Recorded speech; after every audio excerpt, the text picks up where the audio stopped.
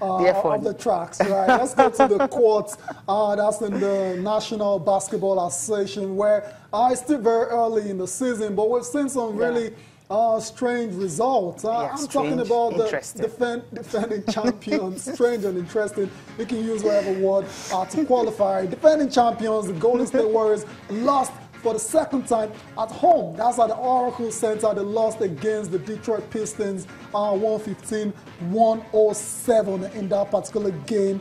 Avery Bradley scoring 23 points for Detroit in the victory. Klay Thompson scored 29 for Warriors in that losing effort. Another side, the Cavs, struggling big time. They lost against the New York Knicks 114-94. Incredible. 4 losses in 5 games for the Cleveland Cavaliers, Eastern Conference champions, finally runners-up last year in the NBA, and they've lost 4 in 5. Something is definitely wrong with that side right now. With all those guys that they brought in, you'd have thought they would have started the season on fire and show intent on actually dethroning the Warriors, but it's not looking that way right now. They need to sort it out ASAP.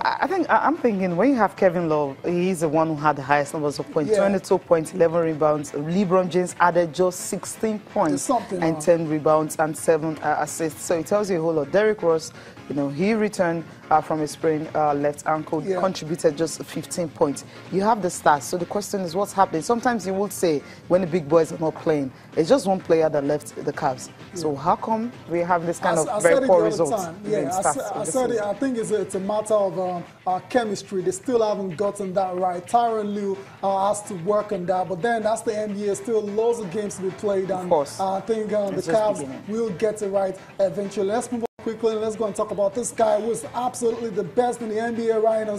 Giannis Antetokounmpo is on fire. He led the Milwaukee Bucks to a 117-106 victory over the Atlanta Hawks, scoring 33 points. Giannis has begun the season with 175 points, 53 rebounds, and 28 assists. The best start by a player in NBA history. Through the first 5 games. This guy is amazing. I wish he was playing for Nigeria, but he's playing for Greece, and that's such a shame. Elsewhere, Spurs and the Pacers. That's the passport he's carrying. Right, yeah, I know. Spurs and Pacers, the Spurs lost. Look at the big guns struggling. So see that Spurs losing against the Pacers and the Wizards, last but not the least, defeating the Kings. John Wall scoring 11 of his 19 points in the first quarter.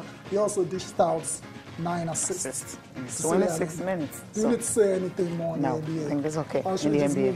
We'll just move on because the big guys right now are not coming to the party. So we'll just see at the beginning of the season, as you said, more games to come. Absolutely. And we're not going to have the kind of records we have last season for what we've seen right now. Maybe you have some teams that might just work that. Okay, talking tennis now, we'll start with the WTA finals where Karina Wozniacki, she was on fire on Sunday. She has never beaten Venus Williams before now. That means 7 times they've met, 7 times Venus Williams, she's had the upper hand. But Wozniacki feels, okay, this is her season.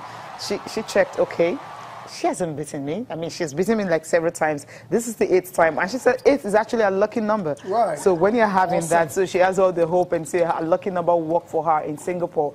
And it did. She had to beat Venus Williams. Well, the result was kind of straightforward, 6-4, 6-4, but then she struggled in that second set where Venus Williams was trying to get back into the game. But it wasn't just meant to be for Venus Williams. She has been to several finals this season, but she hasn't been able to just have that extra edge to win one. Forget about it. Venus this season has been incredible. At 37, we've gotten to some major finals. I think no one's going to take it away from her. She's had a very decent and amazing year. But let's talk about Caroline Wozniacki. I mean, she's not won a Grand Slam before, but this is just as big, okay, not as big as the Grand Slam, but for her to have won the WTA finals trophy, it is massive, and you can understand she is definitely on top of the world right now. That's Caroline Wozniacki, and basically the end of the WTA tour. That's the end, and we have the career, the year-end ranking And, yeah, Simona Halep disappointing at the tournament itself, but she retains her #1 status, followed Courtesy by of Pliskova. Pliskova choking and refusing to go on to win the title in Singapore. Gabin Muguruza, Caroline Wozniacki, courtesy of that victory in Singapore, moved up to 3rd on the list. She used to be a former world #1. Caroline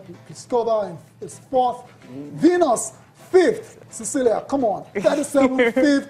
Amazing year. Forget the fact that she couldn't get over the line by winning the title, but she's had a very remarkable year. Elena Svitolina, Yelena Ostapenko, and Carolina Garcia, who I think we should watch out for next year as well to complete the top 8. Yeah, that's the way it will be. Okay, the top 8 there you have right there. But for Venus Williams, as you said, we just have to give it to her. Her performance this season has been really spectacular. Okay, we'll go for a break now. We'll come back. We'll be talking the Vienna Open and also Roger Federer.